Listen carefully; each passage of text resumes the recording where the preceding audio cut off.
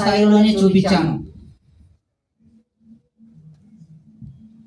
అందరికీ ఈ సినిమా చూసి రేపు ఎలా ఉంటుందని చెప్తారని ఆశిస్తూ సెలవు తీసుకుంటున్నాను.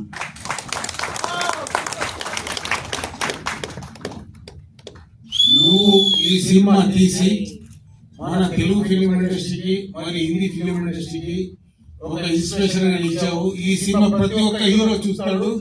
నువ్వు ఏమేమి ఇలా తక్కువ చేసావు వాటిని అంగులు రంగులు పొంగులు పెట్టి ప్యాన్ ఇండియా సినిమా తీసి డబ్బు కలెక్షన్ చేసుకుంటారు. వాళ్ళు ఎంతైనా చేసుకున్నా పేరు మాత్రం చిరస్థాయి లేదని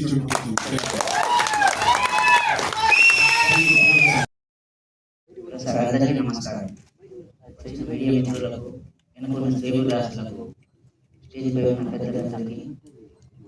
నన్ను మొదటిసారిగా ద్వేషించి దూషించి ప్రేమించిన ప్రభుత్వానికి నా కృతజ్ఞతలు తెలియజేస్తున్నాను. అలాగే మన భరద్రా సార్ గారికి కృతజ్ఞతలు తెలియజేస్తున్నాను. ఈ సినిమాను ఎవరు ప్రమోట్ చేయడానికి ముందుకు రాకుంటే ఒక మహిళగా ఆమె భుజాలపై వేసుకొని ఎక్కడుంటూ ఇంత దూరం నుండి వచ్చిన అన్నగారికి నా మనస్ఫూర్తిగా కృతజ్ఞతలు తెలియజేస్తున్నాను. అలాగే ఇంకో తోటి మహిళ కూడా కృతజ్ఞతలు తెలియజేస్తున్నాను. ఈ సినిమా తీయడానికి దాదాపుగా నాకు 20 ఏళ్ళు పట్టింది. 20 ఏళ్ళు ఎందుకు పట్టింది?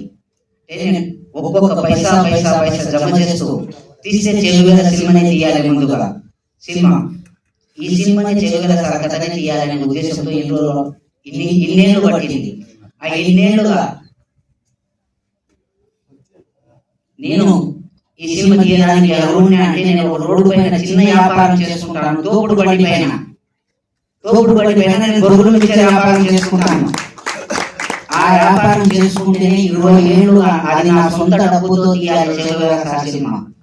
నాకు పరిచయం చేసిన పవన్ కళ్యాణ్ గారికి ప్రత్యేక కృతజ్ఞతలు తెలుపుతున్నాను.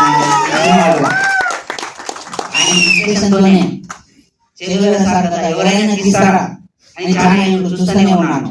ఎవరు తీయకపోవడం వల్లనే తీశాను. దాదాపుగా 200 కోట్లతో తీసే సినిమాను నేను ఎలా చేయగలిగాను? చాలా మంది రాకపోవడానికి కావచ్చు, ఈ సినిమా గురించి మాట్లాడకపోవడానికి కావచ్చు, ఎవరైనా మేము ఇన్వైట్ చేసినా కానీ తర్వాత తప్పించుకోవడానికి కావచ్చు. ఏదైనా ముఖ్య కారణం ఏంటంటే 200 కోట్లతో తీసే సినిమాను మేము ఎలా తీసాము, ఎలా చెప్పాము, మేము చెప్తే ఏం జరుగుతుందో, ఏం తీసిందో ఎవరికి తెలియదు. కాబట్టి ఎవరికి మాట్లాడకపోవడంలో తప్పేమీ లేదు, వాళ్ళ అభిప్రాయాలు అలాగే. కానీ చేయగల సార్ కథను అతని విలువను ఏమాత్రం తగ్గించకుండా బిగినింగ్ నుంచి ఎండింగ్ దాకా ఎక్కడ పుట్టాడు, ఎక్కడ వెళ్ళాడు, ఎందుకు తుపాకీ పట్టాడు, తుపాకీ ఎందుకు వదలవలసి వచ్చింది, ఎలా పోరాడాడు, ఒక దేశానికి స్వాతంత్రం తీసుకొచ్చి ఎన్నో పదవులను అనుభవించి అవి వద్దని వదిలేసి మళ్ళీ అడుగుల బాట పడిన ఒక మహాయోధుని కథను నేను తీయడానికి మహాయోధుని కథను తీయడానికి ఒక అదృష్టంగా భావిస్తున్నాను.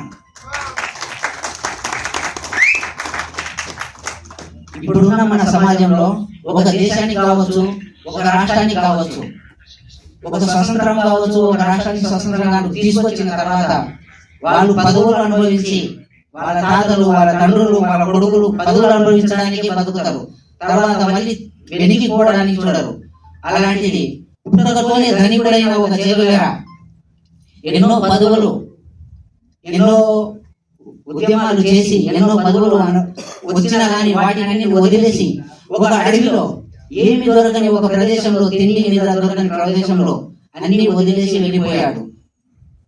మనం ఏదైనా వదిలేసి వెళ్ళాలంటే వెళ్ళలేము. అలాంటి ఒక వ్యక్తి చరిత్ర తీయాలని ఎన్నో ఏళ్ళుగా తీసినందుకు చాలా అదృష్టంగా భావిస్తున్నాను.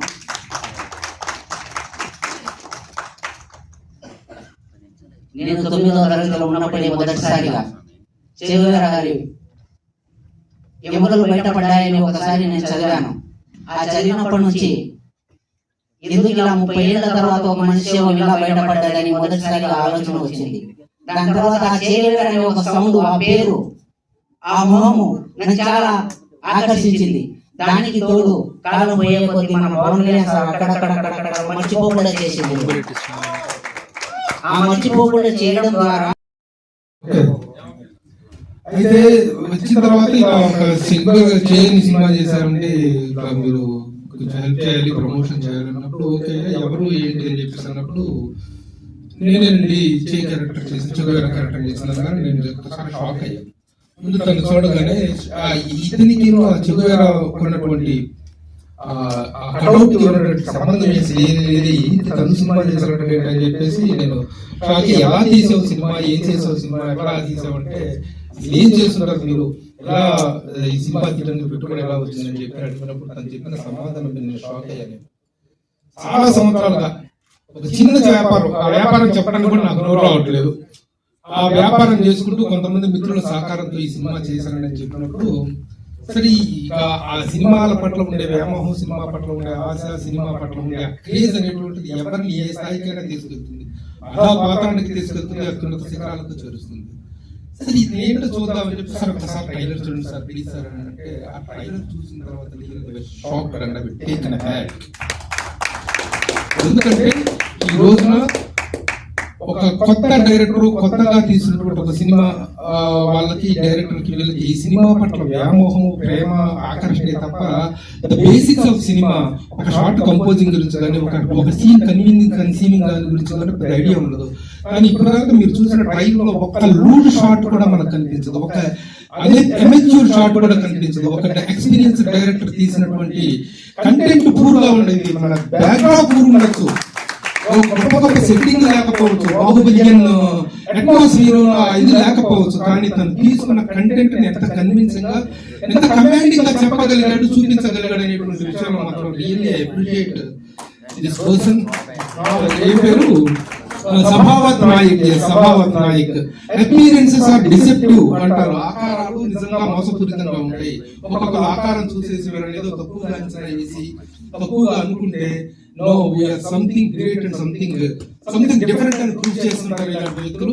నిజంగా ఇది నాకు కనిపించింది, ఆ సిన్సియారిటీ నాకు కనిపించింది కాబట్టి ఈ రోజు నాకు తను పొద్దున్నే ఫోన్ చేసి సార్ మీ కార్యక్రమానికి రావాలని చెప్పినప్పుడు really I made up my mind to come. And ఎందుకంటే ఇలాంటి చిన్న సినిమాలు, చిన్న కాన్సెప్ట్ తో సినిమా మీద ఉన్నటువంటి ప్యాషన్ తో వచ్చిన వాళ్ళకి ఇండస్ట్రీలో నుంచి వచ్చే ప్రోత్సాహం ఏంటి వస్తుంది. ఇండస్ట్రీ ప్రోత్సహించుకుంటే ఇండస్ట్రీ ప్రోత్సహించకపోతే ఎంతమంది వ్యక్తులు ఈ స్థాయిలో ఉండరు.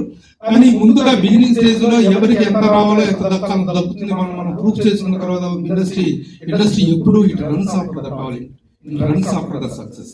ఆ టాలెంట్, ఆ సక్సెస్ తనకు ఉంది. కాకపోతే తను తీసుకున్నటువంటి సబ్జెక్ట్ రియల్లీ మేడం చెప్పినట్టుగా డబ్బుల కోసమే సినిమా తీదలుచుకుంటే ఇంకేదో లవ్ స్టోరీ చేసి ఈ రోజున కోట్ల రూపాయలు గుమ్మరిస్తున్నటువంటి సినిమాలు ఏ స్థాయిలో ఉన్నాయో, ఎంత నీచంగా ఉన్నాయో, ఎంత ఆ సినిమాలు వేల కోట్లు సంపాదిస్తున్నాయి ఈ రోజున. అలాంటి సినిమాలో ఉన్నటువంటి భావదరిద్రము, దృశ్య దరిద్రాన్ని సంబంధం లేకుండా ఒక కమిట్మెంట్ తో తీసినటువంటి సినిమా. ఎందుకంటే ప్రపంచవ్యాప్తంగా ప్రతి దేశంలో విప్లవాలు జరిగినాయి, ప్రపంచంలో విప్లవం లేని దేశం లేదు. శ్రీశ్రీ గారు అన్నట్టు ఏ జాతి చరిత్ర చూసినా నరజాతి చరిత్ర సమస్తం పరపీడన పరాయణత్వం అన్నాడు. అంటే human history is nothing but the record of wars between the haves and have nots అంటాడు. ఆ విధంగా ఉన్నవాడికి లేనివాడికి మధ్య జరిగే పోరాటమే. ఆ పోరాటంలో కొంతమంది విప్లవ వీరులుగా వచ్చినట్టు వాళ్ళకైతే ప్రపంచవ్యాప్తంగా విప్లవ వీరులు చాలా మంది ఉన్నారు. కానీ విప్లవానికి ఒక గ్రాండ్ మార్క్ గా, ఒక సంకేతంగా, ఒక సంజ్ఞగా, ఒక సిగ్నేచర్ గా, ఒక బ్రాండ్ అంబాసిడర్ గా నిలిచినటువంటి స్టైలిష్ రివల్యూషనిస్ట్ ఈజ్ చుగవేర. ఈ రోజున చాలా మంది విప్లవకులు ఉన్నారు, ఎవరి ఫోటోలు అంత ఆముద్రితంగా ఉండవు. బనీల మీద, చొక్కాల మీద, ట్యాటూల మీద ట్యాటూగా వేసుకోవడం, అంత స్థాయికి అతను వెళ్ళడం. పోతే ఇంకొక మన తెలుగు యూత్ కి, తెలుగు రాష్ట్రాలు, వేరే రాష్ట్రాలు తెలుగు యూత్ మొత్తానికి కూడాను ఈ చుగవేరాన్ని తెలిసి చదువుకున్న వాళ్ళకి తెలిసి కానీ తెలియని వాళ్ళు కూడా తెలియజేసిన మాత్రం పవన్ కళ్యాణ్ గారు. పవన్ కళ్యాణ్ గారు ఆయన పట్ల చూపించినటువంటి ప్రత్యేకమైనటువంటి ఇంకొకటి ఆయన విప్లవ చరిత్ర మొత్తం చదువుకొని ఇన్స్పైర్ అయిన వ్యక్తి కాబట్టి దాన్ని ఆయన ఓన్ చేసుకొని ఆయన దాన్ని సపోర్ట్ చేస్తూ మాట్లాడటం వల్ల చుగవేరటువంటి పేరు ఒక బ్రాండ్ అయిపోయింది. అలాంటి దాన్ని, అలాంటి ఒక కథను తీసుకొని, ఇన్స్పైరింగ్ స్టోరీని తీసుకొని తను సినిమా చేయడం, ఇన్ని సంవత్సరాలు ఎంత కష్టపడ్డా ఎంత చేసినా సరే కంటెంట్ అనేటువంటిది మాత్రం బాగుంటే డెఫినెట్ గా ఆదరిస్తారు ప్రేక్షకులు, సినిమా ఇండస్ట్రీ కూడా. ఈ రోజు మా Ashok appreciate hour PR Ashok. ఈ రోజు ఇంతమంది మీడియా ఛానల్స్ వీళ్ళందరూ వచ్చి ఇది కవర్ చేస్తున్నారంటే కేవలం ఒక ప్రమోషన్ కోసం తను పడ్డ తపన దీన్ని నిలబెట్టాలని. అలాగే తనకి గారికి మొత్తం యూనిట్ తనతో పాటు ఇంకా చాలా మంది ఉన్నారు. దీనివల్ల film is never a single man show, it is collective show. కాబట్టి ఆ కలెక్టివ్ ఇదిలో వర్క్ చేసినటువంటి ప్రతి ఒక్కరికి అభినందించాలి. ఇక మీడియాగా మా బాధ్యత చెప్తున్నాను, నిజంగా ఇలాంటి సినిమా వచ్చినప్పుడు దీన్ని ఇలాంటి వాటిని ప్రోత్సహించడంలో మేము మీడియా ముందుంటుంది. మా media we feel very proud of ourselves that we always stand by a content oriented film, ఒక emotion oriented film తో మేము ఉంటాము. అందుకు ఉదాహరణగా లేటెస్ట్ గా మేమే మా కారణంగా ఒక హైట్స్ వెళ్ళిపోయినటువంటి బలగం చిత్రం, ఏ వేదిక మీద మేము బలగం చిత్రానికి ఇచ్చినటువంటి ప్రమోషన్ అనేటువంటిది, అఫ్ కోర్స్ అక్కడ దిల్రాజు లాంటి ఒక పెద్ద సెలబ్రిటీ ప్రొడ్యూసర్ ఉన్నారు, అది వేరే విషయం. ఆయన ఉన్నారు, ఆయన ఉన్నప్పటికీ కూడా media how it has taken it to the public అనేటువంటి ఆల్సో ఇంపార్టెంట్. సో అలాంటి రెస్పాన్సిబిలిటీని ప్రతి మంచి సినిమా పట్ల మీడియా చూపిస్తుంది అనుకోండి, ఎలాంటి డౌట్ లేదు. మా సహచర మీడియా మిత్రులందరూ కూడాను ఈ సినిమాని ప్రమోట్ చేద్దాం, నిలబెడదాం, దీన్ని నచ్చుతుందా లేదా, ఏ స్థాయిలో ఆదరణిస్తారనేటువంటి సినిమాలు థియేటర్లో చూసిన తర్వాత పబ్లిక్ డిసైడ్ చేస్తారు.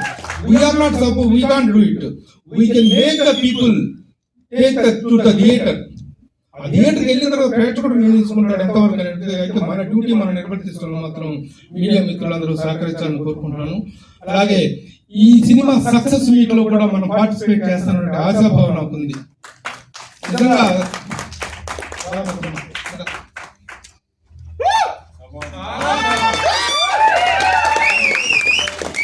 మనిషికి కమిట్మెంట్ ఉండే, మనిషిలో ఆ తపన, ఆరాటం, పోరాటం ఉంటే ఇక్కడ బాడీ లాంగ్వేజ్, ఆ చెగువేరా తాలూకు ఒక ఇమేజ్ ఏదైతే ఉందో మనందరి మనసుల్లో, ఆ పర్సనాలిటీని మాత్రం చాలా చక్కగా సిగారు వెలిగిస్తలో కానీ, ఆ డైలాగ్ చెప్పడంలో కానీ, ఇతరేంటి చెగువేరా అనుకున్నటువంటి ఆ డౌట్ కి అద్భుతమైనటువంటి క్లారిఫికేషన్ ఇచ్చావు. కంగ్రాచులేషన్స్. అలాగే మరొక ముఖ్యమైనటువంటి అభినందించాల్సినటువంటి కెమెరామెన్, మిగతా అందరూ technicians done well, but the aura, the music ఎవరిచ్చారు పేరెంట్స్ రవిశంకర్. మీరు రవిశంకర్ మీరు ఉన్నారా లేకపోయినా సరే, you have given the music. ఒక ఇంగ్లీష్ వార్ ఫిలిం కి ఇచ్చినటువంటి ఎఫెక్ట్ ఆ ట్రైలర్ లో కనిపించింది. కాబట్టి ఆర్ఆర్ అనేటువంటి ఒక సినిమాని ఏ స్థాయికి తీసుకెళ్తారని చెప్పడానికి కూడా ఈ ఆర్ఆర్ కానీ మ్యూజిక్ కానీ చాలా హెల్ప్ అయింది. బట్ ఇన్ ఎవరీ ఆస్పెక్ట్ చిన్న సినిమా అనేటువంటి చిన్న చూపు లేకుండా ఈ సినిమాని మనందరం ప్రమోట్ చేసి ఒక మంచి ప్రయత్నాన్ని సినిమా పట్ల, సినిమా పిచ్చోళ్ళు, సినిమా ప్రేమికులు, సినిమా ఆరాధకులు, ఇలాంటి వాళ్ళని నిలబెట్టే, ఇలా నిలబెట్టుకుంటే డబ్బుల కోసం కాదు ఈ సినిమాలు తీసేది. దీంట్లో ₹1,00,00,000 సంపాదించుకోవడం కాదు, ఈ కోట్లు వ్యాపారాలు సంపాదించుకుందాం, మేళలు కడదాం, మిత్రులు కడదాం కాదు. సినిమా అదొక పిచ్చి, అదొక ఆనందం, ఆరాధన. ఆ ఆరాధన నిజం కావాలి. ఈ ప్రయత్నం సక్సెస్ కావాలని కోరుకుంటున్నాను. All the best. Thank you. చరిత్రను సినిమాగా తీయడం అంటే సమాజం పట్ల ఒక బాధ్యత కనిపించింది నాకు ఒక వ్యక్తిలో.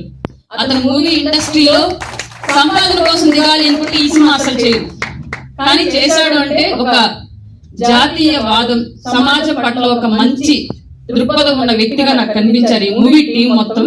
కాబట్టి ఈ సినిమాకి సంబంధించి ప్రమోషన్ కానివ్వండి, లేదంటే ఈ వేదిక కానివ్వండి రావాలనిపించింది. అప్పట్లో చెగువేరా అనే ఒక విప్లవకారుడు శ్రమ దోపిడీకి గురవుతున్న సామాన్యుల పట్ల గొంతెత్తి వాళ్ళ కోసం యుద్ధం చేసి పోరాడి సమాజంలో వాళ్ళకంటూ హక్కుల్ని సాధించి పెట్టాడు. ఇవాళ భారతదేశంలో ప్రత్యేకించి మన తెలుగు రాష్ట్రాల్లో, అందులో ప్రత్యేకించి మన ఆంధ్రప్రదేశ్ లో ప్రత్యేకించి హక్కుల దోపిడీ జరుగుతోంది. ఈ రోజులో యువత ఇట్లాంటి విప్లవకారుల జీవిత చరిత్రను తెలుసుకుంటే మన హక్కులను మనం ఎలా సాధించుకోవాలి, నిజమైన నాయకత్వాన్ని, నిస్వార్థమైన నాయకత్వాన్ని ఎలా నిలబెట్టుకోవాలి. అందులో ఒక డైలాగ్ ఇందాక టీజర్ లో విన్నాను, ఫస్ట్ రోజు రిలీజ్ చేసినప్పుడు నేను అంత ఫోకస్డ్ గా వెళ్ళబట్టి వాళ్ళు విన్నాను. News channels, media channels, news పేపర్లు లేని నాయకత్వం ఉన్నారు, నాయకుడు ఉన్నాడా, రాజకీయ పార్టీ ఉందని ఒక డైలాగ్ విన్నాను. నిజంగానే ఈ రోజు రాజకీయాలకు పట్టిన దరిద్రం అది, రాష్ట్రానికి పట్టిన భ్రష్టది. ఎందుకంటే జర్నలిజం అనేది నరాన నిజాయితీతో సమాజం కోసం నిలబడాల్సిన ఈ రోజుల్లో దాంట్లో కూడా పార్టీలు, కమ్యూనిటీలు వచ్చేసాయి. అట్లాంటి పరిస్థితిలో ఒక సామాన్యుడి గురించి సినిమా చేయాలి అన్నా, ఆ సినిమా కోసం ప్రమోషన్ చేయాలన్నా, ఒక విప్లవకారుడు గురించి సినిమా తీయాలి, అతనికి సంబంధించిన ఆ భావజాలాన్ని ఈ రోజు రాష్ట్రంలో నింపాలి అన్నా నిజంగా నిస్వార్థ పరుల వల్ల మాత్రమే అవుతుంది. ఈ స్టేజ్ మీద ఉన్న ప్రతి ఒక్కళ్ళని నేను మీలో ఆ నిస్వార్థమైన పరమైన సేవా గుణాన్ని చూశాను సార్ మిమ్మల్ని అందరినీ. ఎందుకంటే పెద్దవాళ్ళు చిన్న వాళ్ళని ప్రమోట్ చేయడానికి చాలా చోట్ల రారు, మళ్ళీ వాళ్ళు ఎదిగిపోతే ఎక్కడ మళ్ళీ మనం డౌన్ అవుతాము అన్న ఫీలింగ్ తోటి. కానీ ఇక్కడ ఉన్న వాళ్ళు ఎవరికి ఆ ఫీలింగ్ లేదు కాబట్టి ఒక సామాన్యుని సపోర్ట్ చేయడానికి వచ్చారు. నిజంగానే మీ అందరికీ వీళ్ళందరి తరఫున ధన్యవాదాలు సార్. అలాగే ఈ సినిమాని ప్రతి ఒక్కళ్ళు రాష్ట్రంలో ఉన్న ప్రతి యువత, తెలుగు రాష్ట్రాల్లో ఉన్న ప్రతి యువత చూసి అసలు మనం ఏంటి, ఈ రోజు మన సమాజంలో మనం కోల్పోయింది ఏంటి, దేనికోసం మనం పోరాడాలి, నిరంతరం ట్విట్టర్లోను వాట్సాప్లోను ఫేస్బుక్లోను ఫ్యాన్ వార్స్ చేసుకుంటూను, రాజకీయ వార్స్ చేసుకుంటూను, లేదా స్విగ్గీ జొమాటోలో రేటింగ్ కోసం కొట్టుకుంటూను, ఇట్లాంటి వాటి కోసం కాదు మనం బ్రతకాల్సింది. ఈ సమాజానికి నేనేంటి, వేల జీవరాశులు ఒక జీవరాశిగా పుట్టాను, పుట్టిన తర్వాత ఈ సమాజానికి నేనేం చేశాను, ఇందులో ఈ సమాజం నాకేమిచ్చింది, ఈ సమాజం కోసం ఇవ్వడానికి నేనేం చేశాననే విధానాలను తెలుసుకొని ప్రతి ఒక్కళ్ళు యువత నరాన ఉత్తేజపడే ఉరకలెత్తే రక్తం ఉన్న మనం ఇవాళ జీవాలన్నీ చచ్చిపోయిన వ్యక్తులుగా బ్రతుకుతున్నాం సమాజంలో. కారణం వ్యవస్థలు అవినీతిమయం అవడం. అట్లాంటి అవినీతిమైన వ్యవస్థల్ని ఏ విధంగా పోరాడి మన హక్కులను మనం సాధించుకొని స్వచ్ఛంగా ఆ వ్యవస్థలను తయారు చేసి ఆ వ్యవస్థను మన చేతిలో పెట్టుకోవాలి అనేదే చె గువేరా జీవిత చరిత్ర. పెద్ద సినిమానా చిన్న సినిమానా మీకు సంబంధం లేదు, ప్రేక్షకులుగా మనకు సంబంధం లేదు. మనకు పనికొచ్చే సినిమానా పనికిరాని సినిమా అన్నది మాత్రమే మనకు అవసరం. మనకి ఎంటర్టైన్మెంట్ అనేది అన్ని సందర్భాల్లో చూస్తాం, కానీ ఒక్క సందర్భంలో మనకేంటి మనం ఏంటనేది తెలుసుకోవడానికి చె గువేరా లైఫ్ స్టోరీ సినిమా చూద్దాం. ప్రతి ఒక్కరు ఈ సినిమాని ఈసారి ఎంటర్టైన్మెంట్ కోసం కాకుండా వ్యవస్థ కోసం చూడాలి అని యువత మీ కుటుంబ సభ్యులతో సహా అందరినీ చూడాలని మనస్ఫూర్తిగా అందరినీ తెలుగు ప్రేక్షకులందరినీ రిక్వెస్ట్ చేస్తూ పొలిటికల్ నినాదాలు చేయను, కానీ పవన్ కళ్యాణ్ గారి పిక్చర్ ని టీజర్ మీద పోస్టర్ మీద వాడారు కాబట్టి జనసేనకి సంబంధించిన ప్రతి కార్యకర్తని యువతిని వాళ్ళ కుటుంబాలను కూడా రిక్వెస్ట్ చేస్తున్నాను. మనలో నుంచి ఒక జన సైనికుడు పవన్ కళ్యాణ్ గారిని ఆరాధించి ఆయన నేర్పిన చె గువేరా జీవితాన్ని ఆధారంగా తీసుకొని మూవీ చేశాడు. అతనికి మనందరం సపోర్ట్ గా నిలబడి ఈ సినిమాను ఆశీర్వదిద్దామని చెప్పేసి కోరుకుంటున్నాను. Thank you.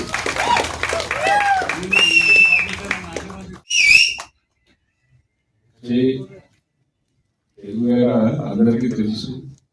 అంటే బ్యాడ్జీలు గాను లేకపోతే టీషర్ట్ మీద గుర్తు గాను ఇలా రకరకాలుగా మనం చూసాం. అయితే ఎక్కడి నుంచి మొదలైంది ప్రయాణం, ఎక్కడికి నడిచింది, ఆయన బొలీవియాలో ఆయన చివరి అంగం బొలీవియాలో జరిగింది, అర్జెంటీనాలో మొదలై మెక్సికో మీదుగా క్యూబా పోరాటంలో ఆయన పాత్ర. అంటే ఆయన బేసికల్ గా మార్క్సిస్టు, సాయుధ పోరాటాన్ని నమ్మాడు ఆయన. అంటే పీడిత ప్రజానీకానికి అధికారం చర్చల ద్వారాను మాటల ద్వారాను రాదు, రాజ్యం ఎలాగైతే ఆయుధాన్ని ఉపయోగించి ప్రజల్ని అణిచివేస్తుందో అదే ఆయుధాన్ని తీసుకుని రాజ్యం మీద తిరుగుబాటు జరిపితే తప్ప మార్పు సాధ్యం కాదు. అధికారం ఒక రిస్క్ తీసుకునేది కాదు, అది దెబ్బలాడి సాధించుకోవాల్సిందే. కార్మిక వర్గం శ్రామిక వర్గం రాజ్యాధికారం కోసం ఖచ్చితంగా సాయుధ పోరాటం చేయాల్సిందే. హింస విప్లవానికి మంత్రసానిత్వం వహిస్తుంది అని చాలా స్పష్టంగా. అంటే మార్క్సిజంలో ప్రధానమైనటువంటి భాగం గుండెకాయ సాయుధ పోరాటమే. దీన్ని బలంగా నమ్మినవాడు చె గువేరా. అలాగే చె గువేరా ఇంకొక గొప్ప విశేషం ఏంటంటే ఎక్కడ పుట్టామో అక్కడ మాత్రమే, ఇది మాత్రమే మన భూమి అనుకోవటం కాదు, ప్రపంచం మొత్తం మనిషి ఎక్కడున్నా గానీ అతని బాధలో ఉంటే అతనితో పాటు నిలబడాలి, అతని కష్టంలో నిలబడాలి, ఆ కష్టం తొలగించడానికి చేయగలిగినంత చేయాలి అనేటువంటి నమ్మకం అభిప్రాయం బలంగా కలిగినవాడు. అందుకని విప్లవాన్ని ఎగుమతి చేయాలి అనేది ఆయన నినాదం.